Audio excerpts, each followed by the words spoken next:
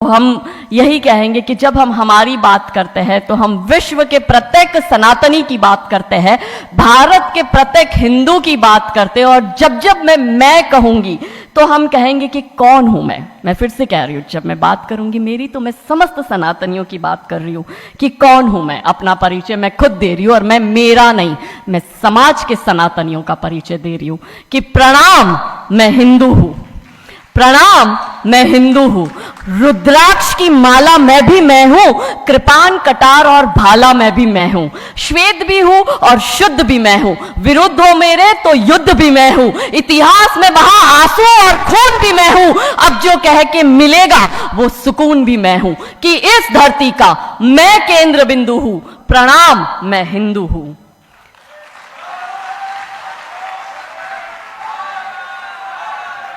महादेव। चिता की अग्नि गंगा का पानी, चिता की अग्नि गंगा का पानी, सप्त ऋषियों सा ब्रह्म ज्ञानी भी मैं हूं। सियावर राम का हनुमान भी मैं हूं। भोला हूं, भोला हूं, सरल हूं, तुम्हारा मित्र भी मैं हूं। खोल भी दूं तुमको और घुल भी जाऊं तुम में, कुछ ऐसा चरित्र भी मैं हूं कि इस धरती का मैं केंद्र बिंदु हूं। प्रणाम, मैं हिंदू हूं।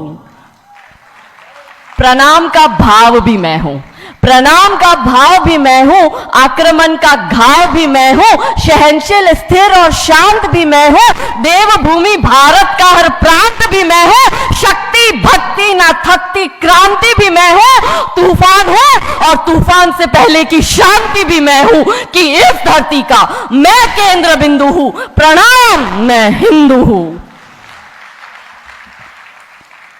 और क्योंकि आज हमारा विषय जो हमें दिया गया है वो सभ्यता संस्कृति को नष्ट कर देने वाले सेंसर बोर्ड के विषय में, और जब जब हम सेंसर बोर्ड की बात करते हैं तो दिमाग में पहला भाव आता है बॉलीवुड का, ओटीटी प्लेटफॉर्म्स का।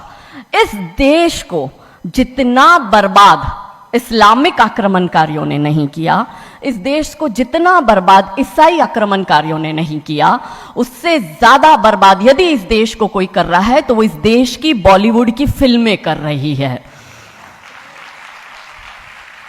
लड़ाई पूरी नैरेटिव की है, ये पूरी लड़ाई आइडियोलॉजी की है। कैसे हमारे दिमाग को खराब करते हैं। हमें बचपन से ये बताया गया कि मुगल ने देश पर आक्रमण किया, नहीं, देश पर आक्रमण मुसलमानों ने किया था। हमें यह बताया गया कि इस देश पर आक्रमण अंग्रेजों ने किया, नहीं, इस देश पर आक्रमण ईसाइयों ने किया था। और ये मुसलमान और ईसाई जो बाहर से आए, हमने इनको फिर भी अपनाया, इस देश में जगह दी, स्थान दिया, प्यार दिया, इन्हें इनको बनाने दिए, मस्जिदें बनाने दिया इनको, इनका गिरजाघर, इन्होंने हमारे धर्मांतरण भी कराए। और आज हालत यह है कि भारत के 9 राज्यों में और 200 जिलों में हिंदू अल्पसंख्यक हो गया है। और यही चिंता सताए रहती है। तब आज हम सब एकत्रित इस मंच पर होकर यह चिंतन मनन करते हैं कि हम हमारे देश की और हमारे धर्म की रक्षा कैसे करेंगे, क्योंकि धर्म बचेगा तो ही देश बचेगा, नहीं तो सिर्फ अवशेष बचेगा। कृष्ण बचेंगे, राम बचेंगे, चारों पावन धाम बचेंगे। इसलिए धर्म की रक्षा जरूरी है। और इस देश को बर्बाद करने का सबसे बड़ा षड्यंत्र जब सेंसर बोर्ड द्वारा बॉलीवुड के माध्यम से किया जाता है, तब 3 स्टेज पर, क्योंकि हम कहते हैं ये देश जो है वो है धरती माता, हम इसे कहते हैं भारत माता, यहां देवियों का नाम पहले लिया जाता है, तो कैसे नैरेटिव बदला जाता है कि इस देश की महिलाओं का दिमाग खराब कर दो, देश अपने आप खत्म हो जाएगा।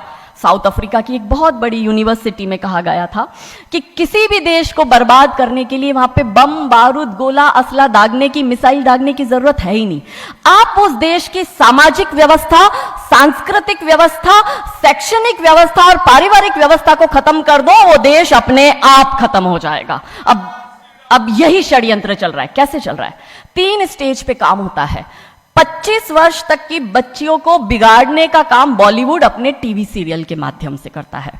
25 से 35 वर्ष की शादीशुदा महिलाओं का जीवन और उनके परिवार को बर्बाद करने का काम एकता कपूर जैसी महिलाएं अपने टीवी सीरियल के माध्यम से करती है।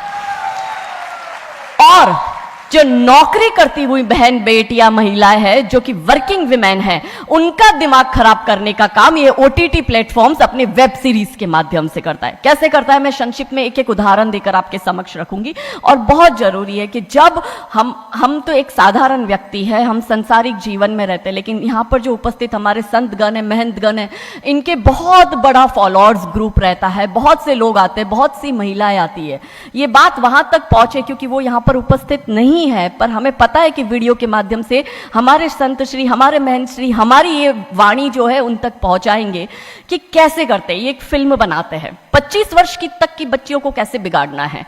हिंदुओं के परिवारों को बिगाड़ने के, तोड़ने के षड्यंत्र चल रहा है। और सिर्फ एक हिंदू को नहीं खराब करना है, उसके पूरे के पूरे कुटुंब को बर्बाद कर देना है।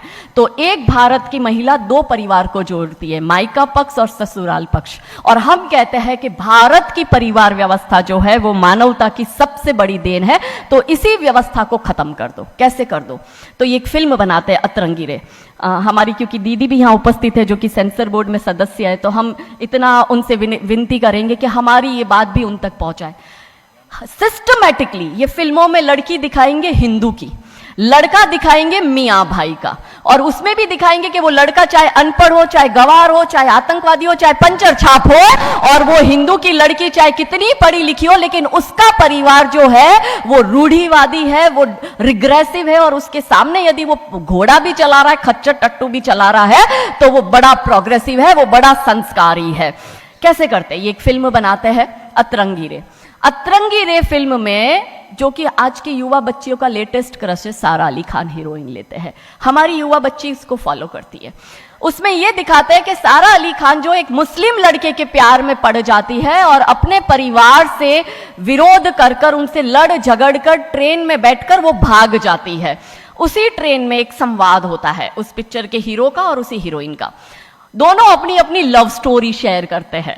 तो हीरोइन पूछती है हीरो को कि तुम्हारी लव स्टोरी बताओ। तो वो कहता है कि कल मेरी शादी होने वाली है और लव स्टोरी तो मेरी लव स्टोरी है कि मैंने बचपन से जिस लड़की से प्यार किया, जिसके साथ पढ़ाई की, जिसके साथ मैं बढ़ा हुआ, उसी लड़की से मेरी बचपन की मित्र जो मेरे समाज की है, जो मेरे गांव की है, उसके साथ ही मेरी शादी होने वाली है। तो वो हीरोइन कहती है अरे ये और कोई लव स्टोरी है, ये लव स्टोरी नहीं हो सकती। तो हीरो पूछता है तो फिर क्या हो सकती है लव स्टोरी? तो वो कहती है कि मैंने एक मुस्लिम लड़के से प्यार किया है, मैं ठाकुरों की लड़की हूं, पूरा समाज, पूरा घर, पूरा परिवार मेरे खिलाफ है और मैं उन सबको ठोकर मारकर, उनकी भावनाओं को ठोकर मारकर अभी ट्रेन में बैठकर भाग रही हूं उस लड़के से शादी करने के लिए। और वो हीरोइन वहां पे डायलॉग देती है कि लव स्टोरी तो मेरी लव स्टोरी है कि मैं ठाकुर की लड़की और वो कतई मियां भाई, और ये है असली लव स्टोरी। तब हमारी 13, 14, 15 साल की युवा बच्ची, जिसके शरीर में हार्मोन्स चेंज होते हैं, आकर्षण होता है विपरीत व्यक्ति के लिए, तब वो आकर्षण में ये सोचती है कि हिंदू होके हिंदू बॉयफ्रेंड नहीं रखना, हिंदू होके हिंदू से प्यार नहीं करना। आप इतिहास में छपेगी, आपकी लव स्टोरी तभी बनेगी जब आप किसी मियाँ भाई से प्यार करेगी और उससे शादी करेगी। तो कैसे सिस्टमैटिकली ये स्लो पॉइजन बॉलीवुड की फिल्मों के माध्यम से फ्रेजाइल माइंड में डाला जा रहा है। और आज देखो कि क्यों समाज में लव जिहाद के इतने केस बन रहे हैं, और उसका सबसे बड़ा और मुख्य कारण बॉलीवुड है, क्योंकि इन बॉलीवुड वालों ने हमारी बेटियों को हादी रानी और रानी चिन्नमा रानी अब्बा का नहीं दिखाया। इन बॉलीवुड वालों ने हमारी बेटियों को करीना खान दिखाया है ताकि वो अपनी कोख से तैमूर और जहांगीर पैदा करे। ये बॉलीवुड वाले लव स्टोरी पर फिल्म बनानी है तो ये हादी रानी और राजा रावत सिंह चुड़ावत पर क्यों नहीं बनाते? मैं आपको उनकी कथा शॉर्ट में करती हूं कि राजा रावत का शादी जो होता है वो हादी रानी से होता है, मेवाड़ के राजा है, और औरंगजेब की सेना आक्रमण करने आती है। और जब औरंगजेब की सेना आती है तो राजा रावत सिंह का 2 दिन पहले ही विवाह हुआ होता है हादी रानी से। तो राजा जी की इच्छा नहीं होती कि मैं युद्ध लड़ने जाऊं, तो हादी रानी बड़े क्रोधित होते हैं। वो कहते तुम मेरी चिंता छोड़ो, तुम अभी इस मातृभूमि की रक्षा के लिए, इस धर्म की रक्षा के लिए आप युद्ध भूमि में जाओ और आप मेरी चिंता मत करना। यदि आप बलिदान भी हो जाओगे तो मैं प्राउडली अपने आप को आपकी विधवा कहूंगी। तब राजा रावत युद्ध लड़ने जाते हैं। युद्ध भूमि में राजा रावत जी को हादी रानी की बहुत याद आती है, क्योंकि नई नई शादी हुई होती है, तो नई बियाई दुल्हन को छोड़ के आए होते हैं, तो बहुत याद करते हैं। तो वो अपने दूत को कहते हैं, अभी सेना आने में समय होता है और युद्ध में भी समय होता है, तो वो कहते हैं अपने दूत को कि जा तू रानी सा के पास जा महल में और उनसे कहे कि राजा जी को आपकी बहुत याद आ रही है, आप अपनी कोई एक निशानी उनके लिए भेजो। दूत भी बड़ा टेंशन में आ गया कि ये युद्ध भूमि में बैठे और इनको हादी रानी की याद आ रही है, ये युद्ध लड़ेंगे कैसे और जीतेंगे कैसे। पर वो दूत डरते डरते पहुंचा रानी सा के पास और रानी सा को कहता है कि राजा रावत जी ने आपकी एक निशानी मंगाई है, उनको आपकी बहुत याद आ रही है। तो रानी सा बहुत क्रोधित हो जाते कि ये मेरा पति कैसा, ये युद्ध लड़ेगा कैसे, औरंगजेब की इतनी बड़ी विशाल सेना है, यदि जहां युद्ध भूमि में बैठकर उसको रणनीति बनानी है वहां वो मेरी निशानी मंगवा रहा है। तब हमारी हादी रानी क्रोधित होती है, हाथ में तलवार लेती है, अपनी गर्दन काटती है, थाल में सजा के दूत को देती है और कहती है जा तेरे राजा को जाके दे देना मेरी निशानी। तब वो दूत युद्ध भूमि में जाता है, राजा जी को हादी रानी की निशानी यानी कि उनका कटा हुआ मुख देता है। राजा जी बड़े दुखी हो जाते हैं, उनको लगता है उनसे बहुत बड़ी गलती हो गई। राजा जी रानी की अंतिम इच्छा समझ जाते हैं, रानी जी के लंबे बाल होते हैं, उन बाल की वो माला बनाते हैं, उनके मुख की माला बनाते हैं, वो युद्ध लड़ते हैं, औरंगजेब से युद्ध जीतते हैं और जीतने के बाद राजा रावत वहीं युद्ध भूमि में अपना बलिदान देते, अपनी गर्दन काटकर वहीं अपने जीवन का त्याग करते हैं। यह है लव स्टोरी। पर बॉलीवुड इस पर फिल्म नहीं बनाएगी कि इतिहास चुराए नहीं है, हमने इतिहास बनाए हैं और लाखों शीश कटे हैं रण में, तब जाके हिंदू कहलाए हैं। ये महान गौरवशाली इतिहास हमारा, पर बॉलीवुड इसका इतिहास हमारे समक्ष आने नहीं देता। अब रहा 25 से 35 वर्ष की महिला, कैसे बिगाड़ती है एकता कपूर। वही sari, typical dress, typical getup, पीछे उसकी सीरियल में एकता कपूर की सीरियल में पीछे बहुत बड़ी अंबे मां की मूर्ति। दिखाएंगे कैसे हिंदू महिला को, क्योंकि परिवार खत्म करना है हिंदुओं का। तो वो एक से प्यार करेगी, शादी दूसरे से करेगी, जीवन में तीसरा पुरुष आएगा, फिर दूसरा मर जाएगा, फिर उसको चौथा पसंद आने लगेगा, फिर जो मर गया वो जिंदा हो जाएगा, फिर कंफ्यूज हो जाएगी किसके साथ जाऊं, दूसरे के साथ कि चौथे के साथ। क्या हमारी भारतीय महिलाएं, क्या हमारी हिंदू महिलाएं, सबसे बड़ा प्रश्न यह है कि क्या हम 4-4 पुरुषों के साथ अफेयर करते हैं? क्या ये हमारा सम्मान है? और अगर यदि हम सब एक होकर इसके लिए नहीं बोलेंगे तो ये आवाज नहीं उठेगी। और दुख की बात यह है कि ऐसी एकता कपूर जैसी महिलाएं जो घर तोड़ने का काम कर रही है, इनको पद्मश्री अवार्ड मिल जाता है। कैसे मिलता है? भारत सरकार से इस भूमि पर खड़े होकर मैं निवेदन करती हूं कि आप ऐसी महिलाओं के पद्मश्री वापस लो, क्योंकि ये महिलाएं हिंदू परिवारों के मकान, घर तोड़ने का काम कर रही है। और तीसरा और अंतिम, नौकरी करने वाली बहनों का दिमाग कैसे खराब करना है। तो ओटीटी प्लेटफॉर्म के माध्यम से ये दिखाएंगे कि यदि आप नौकरी कर रही है तो आपके सास ससुर आपके पैर की जूती, आपका पति आपके पैर की जूती। बच्चा पैदा करने के लिए आपको किसी से शादी करने की जरूरत नहीं है, आपको ससुराल व्यवस्था में रहने की जरूरत नहीं है, और आप है फेमिनिस्ट। और स्त्रीवाद का झंडा दिखाकर हमारी बहन बेटियों को एक हाथ में शराब का ग्लास, दूसरे हाथ से सिगरेट फूको, अंग्रेजी में गालियां बको और आप अपने आप को फेमिनिस्ट कहो। क्या यह फेमिनिज्म है भारत की धरती का? ये कभी नहीं हो सकता। रानी चिन्नमा, रानी अब्ब का फेमिनिज्म का उदाहरण है, और दूर जाने की जरूरत नहीं है। हमारी परम पूजनीय दीदी मां साध्वी रितंबरा दीदी मां फेमिनिज्म का सबसे बड़ा उदाहरण हमारे समक्ष है। रानी नायका देवी, रानी लक्ष्मीबाई हमारे लिए फेमिनिज्म का सबसे बड़ा उदाहरण है।